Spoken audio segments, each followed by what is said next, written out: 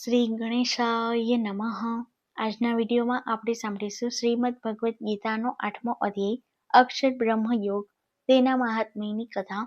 આપને આ વિડીયો પસંદ આવે તો લાઈક કરજો, શેર કરજો અને મારી ચેનલ સબસ્ક્રાઇબ કરજો.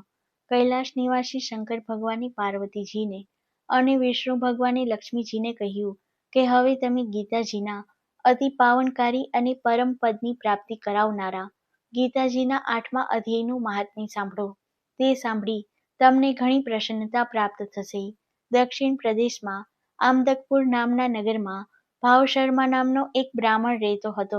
તે માત્ર જન્મે જ બ્રાહ્મણ હતો, પરંતુ કર્મ તો કશાયને પણ શરમાવે તેવા કરતો. તે રાત દિવસ અનીતિ અને પાપ કર્મ કરવામાં જ ડૂબેલો રહેતો અને બ્રહ્મ કર્મની નિંદા જ કર્યા કરતો. એક દિવસની વાત છે. ભાવશર્માએ પુષ્કળ તાળી પીધી. અત્યંત નશો ચડી જવાથી તે લથડિયા ખાતો પોતાના ઘર તરફ જઈ રહ્યો હતો. ત્યારે શરીરનું સમતોલન ન જાળવી શકતા તે જમીન પર પટકાયો. દુર્ભાગ્યે તેનું માથું એક પથ્થર સાથે જોરથી અથડાતા તેનું ત્યાં જ મૃત્યુ થયું. પાપ કર્મોના કારણે ભાવશર્મા વૃક્ષ યોનિને પ્રાપ્ત થયો.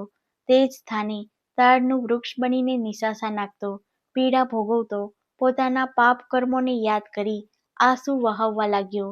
દાઝેલા પર ડામની જેમ તે તાડના વૃક્ષ પર એક બ્રહ્મ રાક્ષસ પોતાની પત્ની સાથે રહેવા આવ્યો. તે બ્રહ્મ રાક્ષસની પૂર્વજન્મની કથા આ મુજબ છે. તે બ્રહ્મ રાક્ષસ કુશીબલ નામનો બ્રાહ્મણ હતો. તે વેદાંગના તત્વોનો જાણનારો, સર્વ શાસ્ત્રોનો જ્ઞાતા અને સદાચારી હતો. તેની પત્ની કુમુતિ તેના નામ પ્રમાણે જ ખરાબ સ્વભાવ વિચારવાળી હતી. કુશીબલ ઘણો જ વિદ્વાન હતો. આથી તેને પુષ્કળ દાન મળતું હતું, પરંતુ સ્વભાવે ઘણો જ લોભી હોવાના કારણે તે ધન ભેગું જ કર્યા કરતો. કદાપી કોઈને એક પાઈનું પણ દાન ન કરતો. કાળવશ તે બ્રાહ્મણ અને તેની પત્ની મૃત્યુ પામ્યા અને બ્રહ્મ રાક્ષસ બની પૃથ્વી પર ભૂખ્યા તરસ્યા ભટકવા લાગ્યા. ભટકતા ભટકતા તેઓ તે તાડના વૃક્ષ પાસે આવ્યા અને ત્યાં તેની શીતળ છાયામાં રહેવા લાગ્યા. એક રાતે બ્રહ્મ રાક્ષસની પત્નીએ પોતાના પતિને પૂછ્યું કે હે નાથ, આપણા આ ભયંકર દુઃખો ક્યારે દૂર થશે?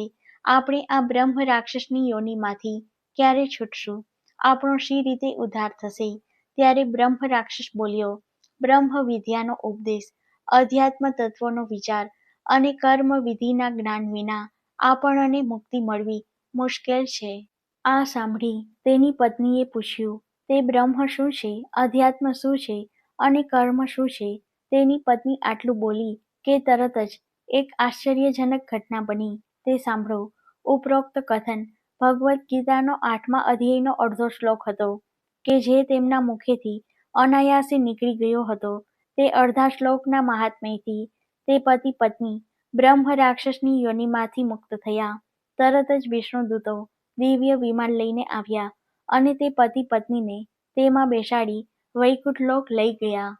ઉપરોક્ત ગીતાજીના 8મા અધ્યાયના અડધા શ્લોકનું શ્રવણ ત્રાડનું વૃક્ષ બનીને પીડા ભોગવતા ભાવશર્માએ પણ કર્યું હતું. આથી કરીને તે પણ વૃક્ષ યોનિમાંથી મુક્ત થયો. તાડનું વૃક્ષ સુકાઈને પડી ગયું. બીજા જન્મે આ ભાવશર્માનો જન્મ એક પવિત્ર ધર્મનિષ્ઠ બ્રાહ્મણના ઘેર થયો.